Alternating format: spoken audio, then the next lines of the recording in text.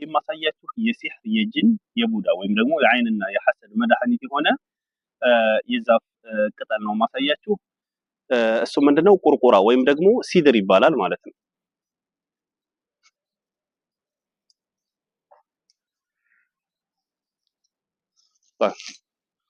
እንደምታዩት 7 ሀባ የቁርቁራ ቅጠሎች ለቅም ያለሁኝ አጠቃቀሙን አሳያችኋለሁ። ይሄ ነገር መድኃኒት እንደሆነ ኢብኑ ባስ ተናግረዋል። እንደዚሁም ልምድ አላቸው ተሞክሮ ያላቸው ራቂዎች ተናግረዋል። ኢንሻአላህ አጠቃቀሙን አሳያችኋለሁ። ተከታተሉ። እሺ ቀጣዩ ሂደት እንግዲህ ያው ለቅም ያሳያችኋለሁ። ከዚያ በኋላ ታጡታላችሁ። ከዛ ላይ ስለሆነ የምትለቅሙት አቧራ ምናምን ሊኖረው ስለሚችል እንደምታዩት 7 ቅጠል ነው። መፍጫ ካለ በመፍጫ ትፈጩታላችሁ። ከሌለ ደግሞ ከመፍጫው በተሻለ ሁኔታ እነዚህ ሙቀጫዎች በደንብ አድርገው እንትን ይሉታል ማለት ነው። ድቅቅ አድርጎ ላም እንድል ያደርጉታል። እኔም ይሄን መርጫለሁ።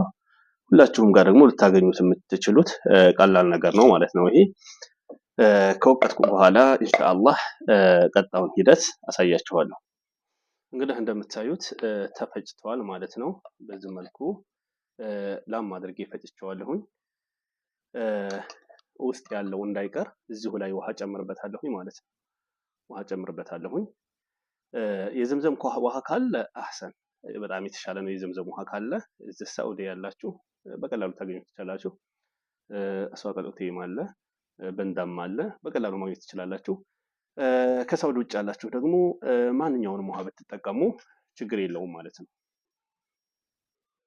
ይሄ እንግዲህ የዘምዘም ውሃ ነው። ከዛው ከቢዕሩ የተቀዳ ነው ማለት ነው። ከምንጩ የተቀዳ የዘምዘም ውሃ ነው። ጨምርበት።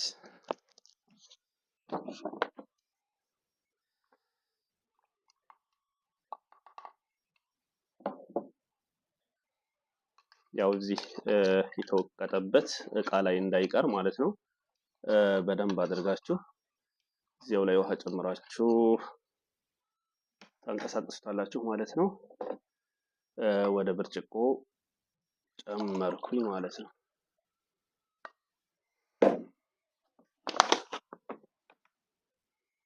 እዚያ ሞላዋለሁ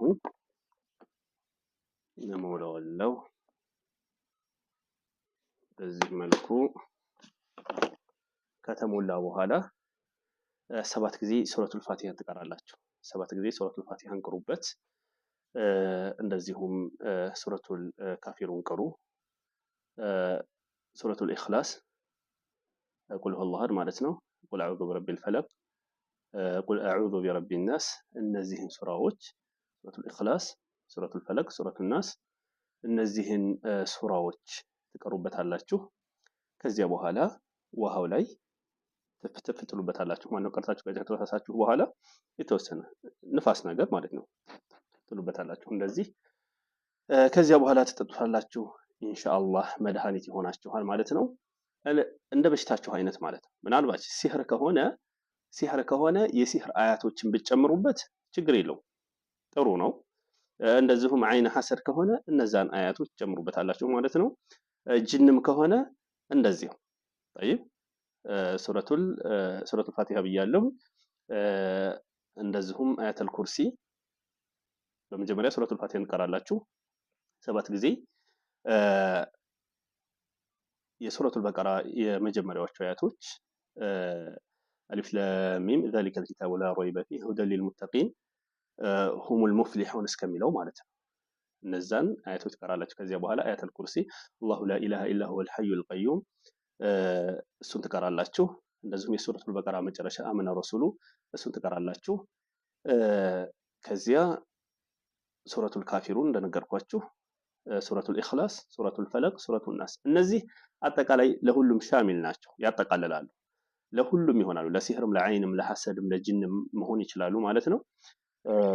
እነዚህ ራሱ በቂ ናቸው ማለት ነው። ከዚያ እነዚህን ቀርታችሁ ከጨረሳችሁ በኋላ እንደነገርኳችሁ ትፍትፍ ብላችሁ 3 ጉንጭ ብቻ ትጠጣላችሁ ማለት ነው። 3 ጉንጭ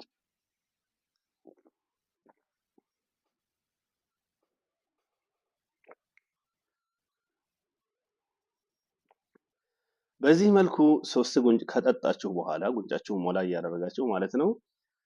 የቀረውም ታደርጋላችሁ ሌላ ውሃ ላይ ተጨምሩና ሌላ ኖርማል ውሃ ላይ ተጨምሩትና ከነ ጸጉራችሁ ገላችሁን ትታጠቡበታላችሁ ማለት ነው። 3 ጉንጭ ጠጥታችሁ የተረፋችሁ ማለት ነው። ባረከላሁ ፊኩም። የታመማችሁትንም አላህ አፊያ ያድርጋችሁ። በዚህ በሽታ ደግሞ ያልታመማችሁ አላህ ይጠብቃችሁ።